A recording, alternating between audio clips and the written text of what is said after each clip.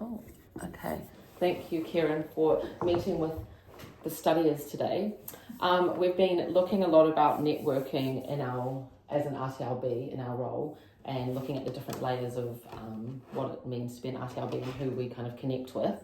Also looking at our strategic goals that we've had for our second year now, and just thinking about maybe asking you a few questions about that. So the first question is, how can we strengthen support across all layers of our environment to ensure consistent, inclusive and evidence-based practice?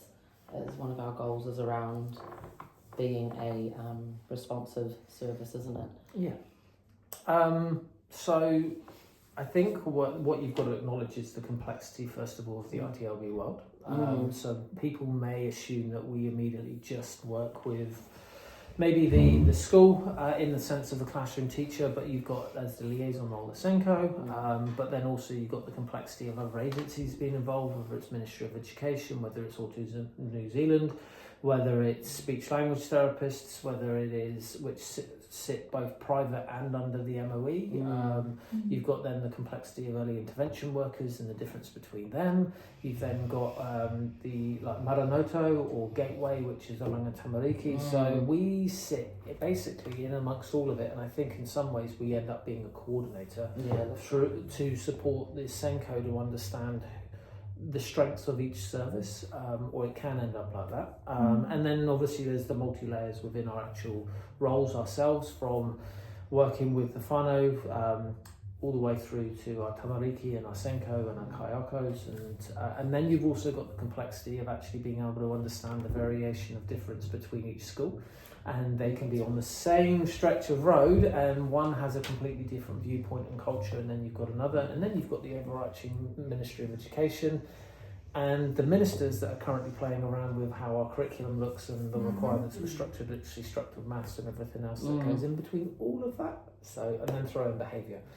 So there's quite a lot going on. I agree. Yeah, that's what we've noticed, even with my second liaison role now. Yeah. That's what I talked about. I've noticed, very different at each school. And we've also got the unique component in Auckland of the transient nature of the whānau and the children because of rent and the expense, but also the transient nature of teachers. So there's a lot, as we know, that are understaffed, which makes it a complexity also for trying to get relievers if it hits in with casework. But I think going about your question is, how can we strengthen across all layers of our environment? Is one, first being aware of the vast layers that we're involved with. And then it's looking at kind of how are we consistent, inclusive and evidence-based. So some of that responsibility sits with me, with looking at that overarching data all the way through. Then that responsibility sits with the RTLB as to the type of work and area that you're looking at. And actually, are we ending up being, if you get multiple different requests for support and they may be learning but there's a variation in them, are you just having a very limited kitty that you're drawing from? And actually the type of maybe thought process, analysis, assessments that you're looking at to inform a stronger evidence-based practice to give you the ability to have the strength to know what you're going to implement is probably going to have a positive impact, and coming from that strength perspective. So there's an overarching kind of my responsibility. What do I see in our data, or data, depending on the data. But really it looks like, so I'm always looking at trends and patterns in the information we're looking at. I then open up different requests for support when they're closed to look at how people are reporting. So in 2 weeks' time, I'm going to take the cluster through dynamic ecological analysis as a part of what I want to then be a part of our reporting. And then, so it's me looking to go in, how do I create consistency? So deliver that to everyone. I'm then going to do some targeted workshops with the practice leaders, because then our team meetings going into term 2, term 3 and term 4 are going to be DEA, dynamic ecological analysis, and that's the purpose of team meetings, is to actually basically, someone brings a case, someone scribes it and you unpack it to actually find out where the dimensions of that case lead you to have the greatest level of impact on the other components that sit within that casework. That's cool. So it's me looking at going, how do I create an opportunity of consistency, sharing and everything else?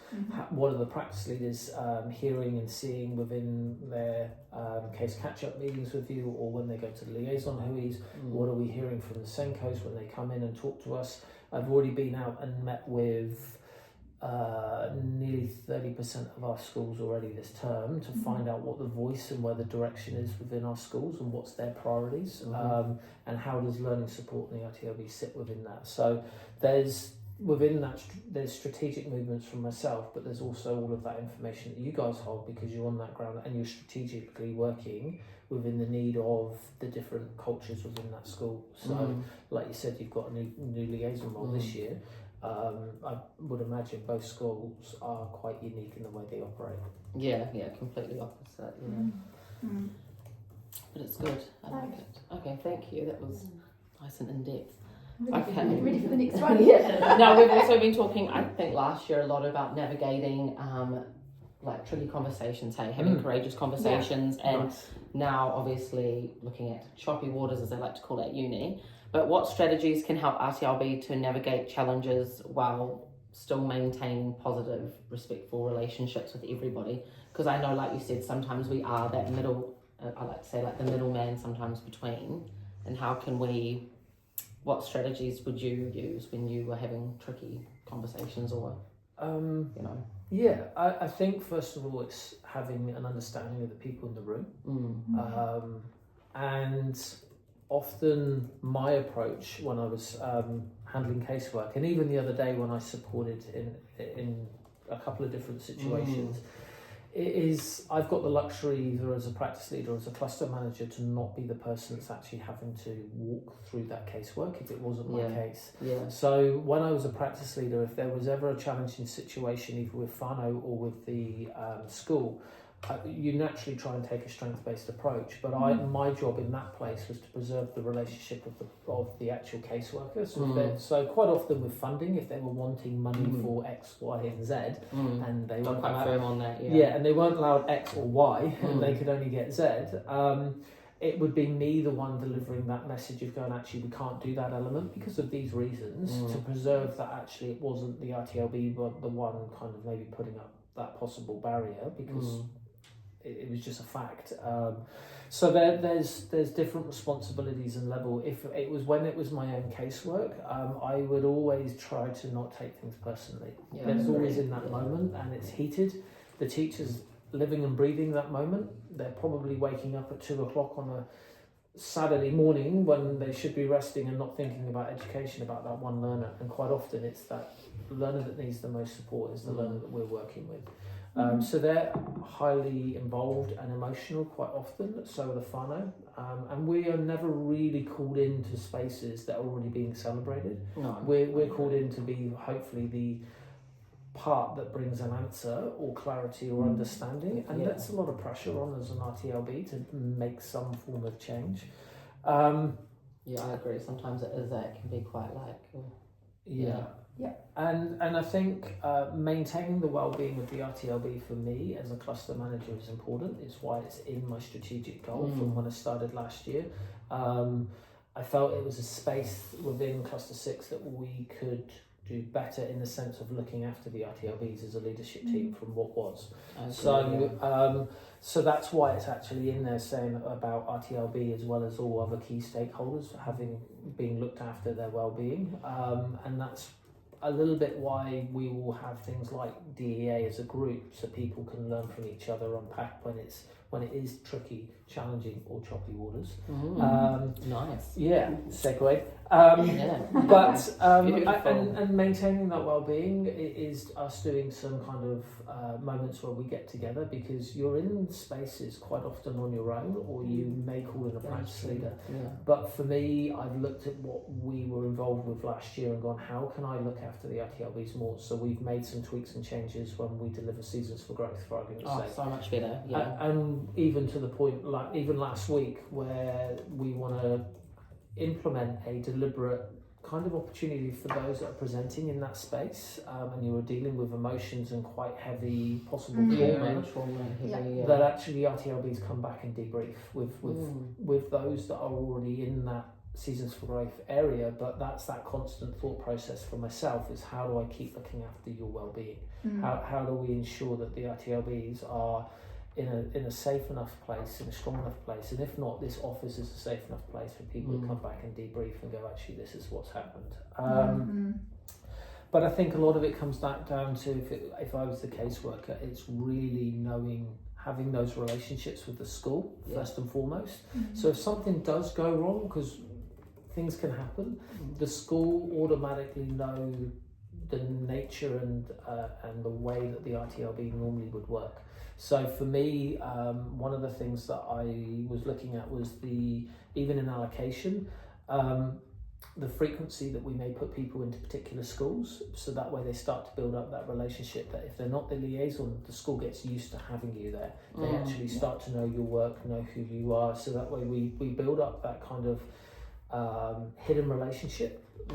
It's not as explicit in that school and that environment, so they know, actually, if Kieran was in there, what's being talked about, that he may have come across a little bit rushed, or could have been rude to a parent, or they perceived it the wrong way, or they've taken information the wrong way because they're in a heightened emotional state, that the school go, hang on, that doesn't sound right, let's talk about it, rather than actually me as a cluster manager suddenly get a complaint come through and stuff, and it doesn't really happen. And I think that's because of that deliberate action. So even in the allocation that we've got a little bit later on, I'm strategically thinking, even at that level, how do we look after you and how do we maintain and build those relationships? Good, yeah. Thank you. I guess segueing into our strategic goal 3 and 4, how can we better involve whānau and key partners in co-designing culturally responsive pathways for our Māori and Pacific learners? Because that's part of our goal. It is. So it's quite a aspirational goal and a big goal that I wanted to put in place. And having it run through the RTLBs that are involved in that goal as well, the deliberate side of things here in the cluster, we've come up with the idea of reaching out to like Māori teachers, for them to show us and teach us what works for teachers of Māori learners. So it doesn't have to be that the actual person is that whakapapa's back to Māori, but it's actually that significance of, we've got a wealth of knowledge already in our community. We're fortunate enough to have multiple bilingual units. And even taking opportunities, for argument's sake, Rosebank, there's a request for support currently underway for supporting within their bilingual unit actually structured literacy. And so it's us taking those steps to go, actually, we may not have the answers, but we'll help you on that journey and help co-construct it and find those answers. But it's also reaching out to our community. So like last week, I met with the lead person within the cultural space of one of our kahuiakos, and so we are now joining that space to be a part of that conversation, and Lana's going to be our representative in there. And so from that, we're also then looking at how do we find key speakers within Te Reo Māori and that kind of overarching viewpoint to then support those teachers in that way, so that way we may be able to hold a forum for them. So not meaning that we've got to have always all the answers, but we can actually find people that could actually strengthen the community of our teachers, facilitate it. We will be on that learning journey as well, and it's naturally going to strengthen our knowledge and capability to support in that space. So it's kind of looking beyond our walls, but also within our walls, how do we actually support in that space for both Māori and Pacific whānau and kaioko and going like that. And someone, and not naming names, but had a great idea within the Pacific team of actually I believe it came from Shivani, of having kind of our year 13s talk about what supported them and worked with them within their That's cool. educational journey, to hear direct from our learners as well that have then got to that point and hold a panel with them and question answers for RTLBs or other teachers to learn from. Obviously, we've got to work with our local colleges to identify that. But it's hearing the voice of our community rather than going, hey, we're here to help you. It's actually first and foremost, before we do anything, what is our community telling us? What do we need to know as educators that helps support in that environment? So it's kind of that two-way platform. Also then reaching out beyond, like there is Betty and Brian who run the Pacifica Autism Support Group. And so we're in conversation for them to come in and speak to us because one of their family members, one of their children had autism, and that's why they set it up. And like, what was that journey like? How do we learn from that? On that journey, I want to know is the support that you receive from it.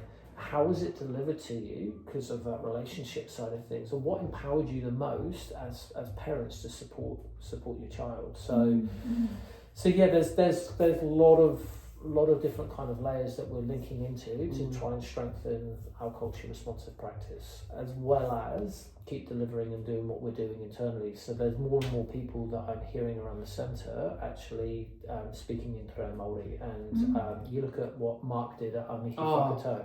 So proud of him. And it within a year and a half of being here, and he stood there speaking on behalf of the Manuhiri and so cool. went above and beyond everyone's expectations. So I believe that there's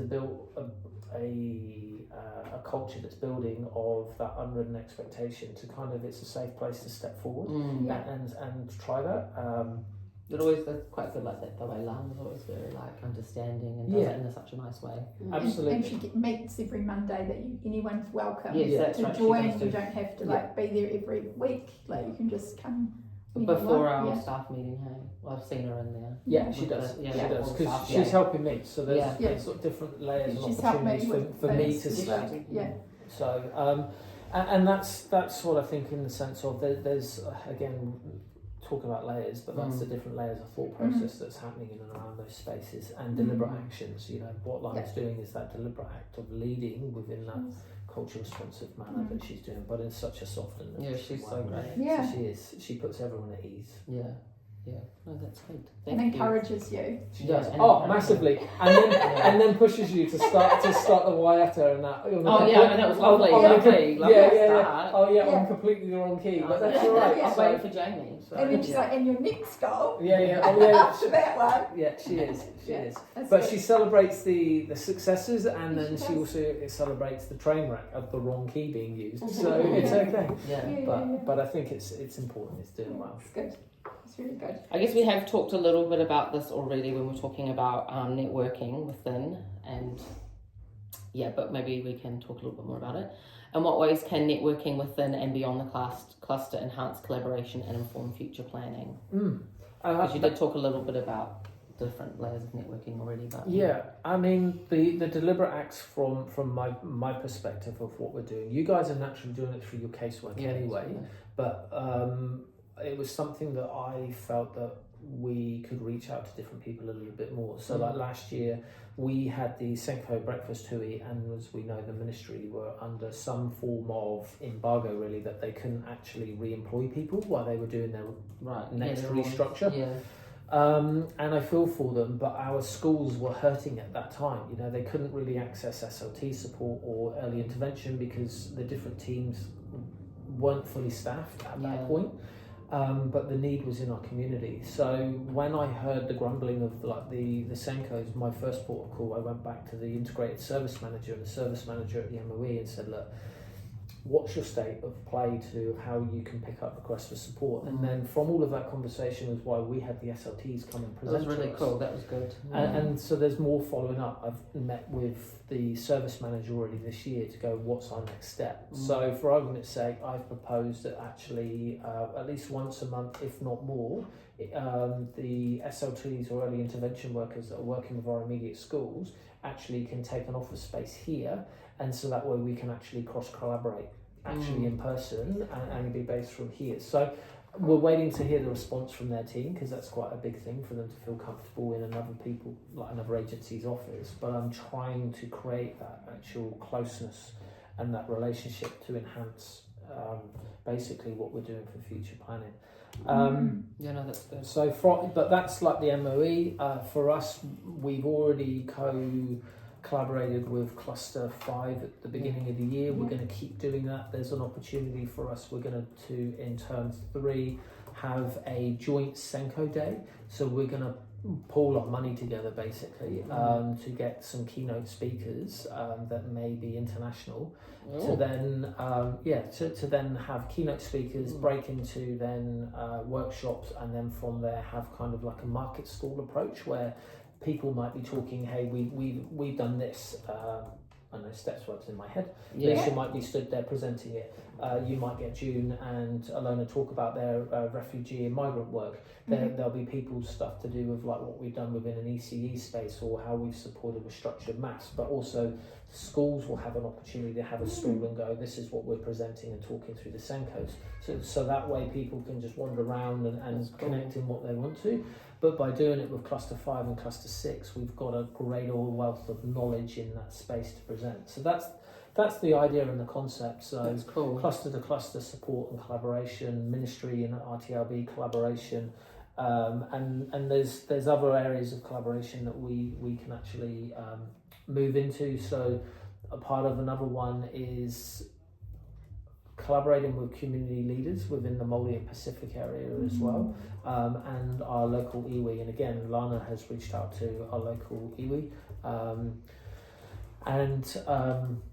so we've got kind of a lot of things happening, shifting in the background, as well as what we do within here to help your collaboration within the schools, and it's all to meet that growing need. Cool, thank you. Really interesting, isn't it?